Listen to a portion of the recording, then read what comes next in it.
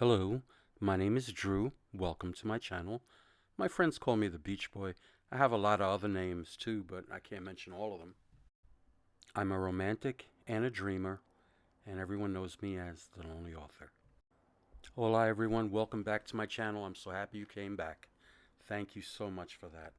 I've had a crazy 2 weeks, but I'll tell you more about that in a future episode.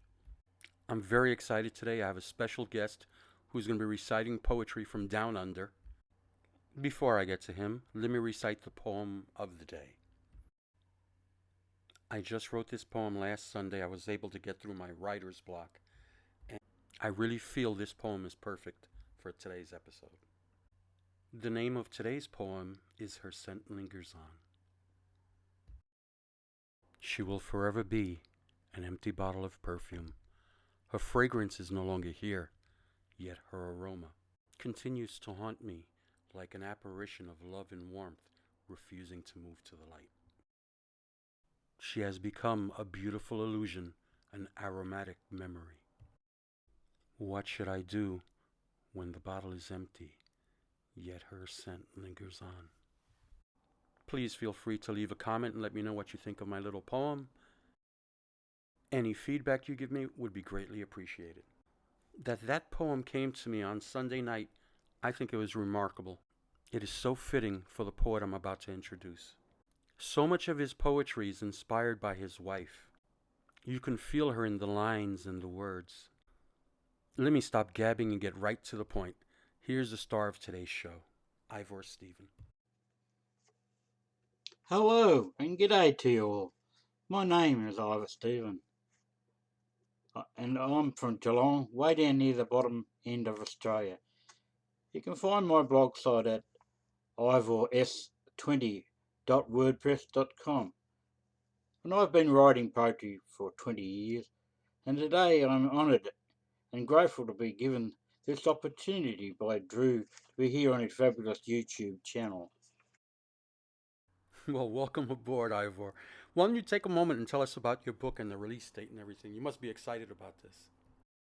My debut book, Tullawalla, is due to be launched on the 30th of March via my generous publishers, Fay Corpse Publishing. And here I must mention my collaborator and illustrator, Kerry Costello, who produced 5 magnificent full-page illustrations within my book. Kerry is my very talented niece who lives near Philadelphia. I divided Tullawalla into 10 chapters, and my poetry book nearly reads like a story, with each chapter different from the next, but fitting within the poetic spectrum of my collection. I have a wide range of poetic subjects, from nature through love, loss, then to the realm of fantasy and beyond.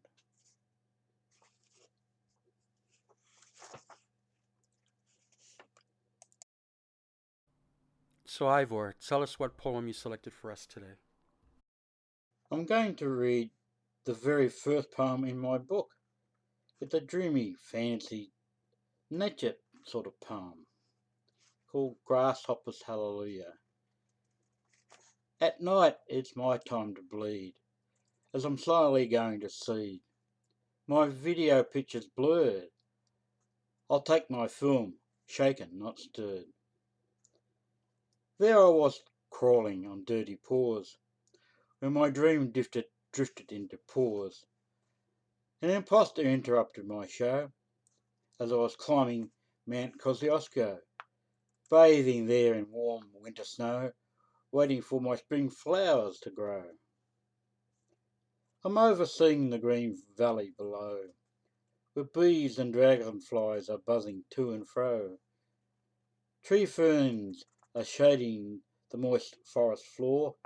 I see fairies singing from under the sycamores, and they're dancing to the music that sounds familiar, a classic song by the whistling caterpillar, accompanied by the violin tunes of grasshoppers. I hear the mystical rhythm of nature's hallelujah. Ivor, thank you for reciting the first poem of your book. You described it perfectly. It was somewhere between a fantasy and a dream. Thank you for sharing your beautiful poem with us. Do you have another one to recite? My second poem is one I wrote when visiting my cousins in Philadelphia about 2 years ago. It's called Dreams of the Heart. I cannot walk the continents like the intrepid Marco Polo, but my feet have felt the sands of time passing between my toes. I have not sailed the high seas like the courageous Christopher Columbus, but my body has bathed in an ocean full of kind hearts. I am yet to fly in space like the brave Neil Armstrong, but I have reached for the stars and touched my soul's dreams. Ivor, you reached for the stars with that one. That was inspiring, and your finale was perfect. It has been an absolute pleasure having you here, my friend.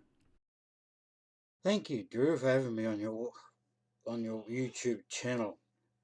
It's been a pleasure and a thrill for me to be talking to you, Drew, especially after the way you've always kindly supported my writings over the years through my blog site.